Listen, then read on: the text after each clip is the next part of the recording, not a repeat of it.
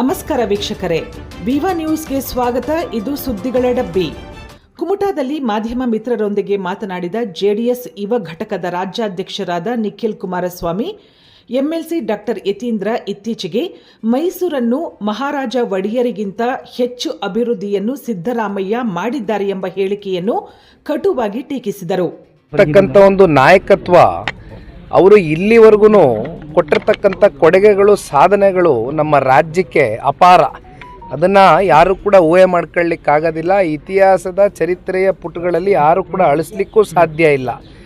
ಒಂದು ಬಹುಶಃ ನಾಲ್ವಡಿ ಕೃಷ್ಣರಾಜ ಒಡೆಯರವರು ತಗೊಂಡಂಥ ಕೆಲವೊಂದಷ್ಟು ಕ್ರಾಂತಿಕರವಾದಂಥ ನಿರ್ಣಯಗಳು ಏನು ಅವತ್ತು ಆ ಕಾಲದಲ್ಲಿ ತಗೊಂಡ್ರು, ಇವತ್ತಿಗೂ ಕೂಡ ಪ್ರತಿಯೊಬ್ಬರು ಕನ್ನಡಿಗರು ಪ್ರತಿನಿತ್ಯ ಅವ್ರ ಮನೆಗಳಲ್ಲಿ ಕೃಷ್ಣರಾಜ ಒಡೆಯರ್ನ ಫೋಟೋ ಇಟ್ಕೊಂಡು ಸ್ಮರಿಸ್ತಕ್ಕಂಥ ಕೆಲಸ ಮಾಡಬೇಕಾಗ್ತದೆ ಹೃದಯದಲ್ಲಿ.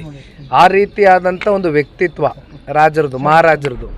ಇವತ್ತು ಅವ್ರ ತಂದೆಯವ್ರಿಗೆ ಹೋಲಿಸ್ತಕ್ಕಂಥದ್ದು ಅದು ಯಾತಕ್ಕೋಸ್ಕರ ಮಾಡಿದ್ರು ನನಗಂತೂ ಗೊತ್ತಿಲ್ಲ. ಸಾಕಷ್ಟು ಪ್ರತಿಕ್ರಿಯೆಗಳು ಕೂಡ ಅದರ ಬಗ್ಗೆ ವ್ಯಕ್ತವಾಗಿದೆ.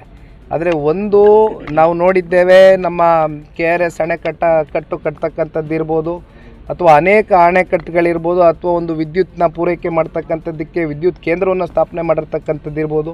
ಆ ಸಂದರ್ಭದಲ್ಲಿ ಸಾಕಷ್ಟು ಕೊಡುಗೆಗಳಿದೆ. ಮತ್ತು ನಿಮ್ಯಾನ್ಸ್ಗೆ 100 ಎಕರೆ ಅವ್ರು ಕೊಟ್ಟಿರ್ತಕ್ಕಂಥದ್ದು ಇರ್ಬೋದು ಜಾಗ. ಇವೆಲ್ಲ ಹೇಳ್ತಾ ಹೋದರೆ ಬಹುಶಃ ಪುಟ್ಗಟ್ಟಲೆ ಬರಿಬೋದು ಯಾವ್ಯಾವ ರೀತಿ ಅವರು ಹೃದಯ ವೈಶಲ್ಯತೆ ತೋರಿಸಿದ್ರು. ಮೈಸೂರು ಜಿಲ್ಲೆ ಅಷ್ಟೇ ಅಲ್ಲ, ಇಡೀ ಕರ್ನಾಟಕ ರಾಜ್ಯದ ಏಳಿಗೆಗೋಸ್ಕರ ಮಹಾರಾಜರು ಕೊಟ್ಟಿರ್ತಕ್ಕಂಥ ಕೊಡುಗೆಗಳು ಅಪಾರ. ಬಹುಶಃ ಯಾರನ್ನೂ ಕೂಡ ಆ ವ್ಯಕ್ತಿಯ ಜೊತೆಯಲ್ಲಿ ನಾವು ಕಂಪೇರ್ ಮಾಡ್ಕೊಳ್ತಕ್ಕಂಥ ಪ್ರಶ್ನೆನೇ ಉದ್ಭವ ಆಗಲಿಕ್ಕಿಲ್ಲ. ನನಗೆ ಗೊತ್ತಿಲ್ಲ ಯಾತಕ್ಕೋಸ್ಕರ ಇದೆಲ್ಲ ಚರ್ಚೆ ಮಾಡಿದ್ರು. ಈಗಾಗಲೇ ಅನೇಕ ಪ್ರತಿಕ್ರಿಯೆಗಳು ಇದ್ರ ಬಗ್ಗೆ ವ್ಯಕ್ತವಾಗ್ತಾ ಇದೆ.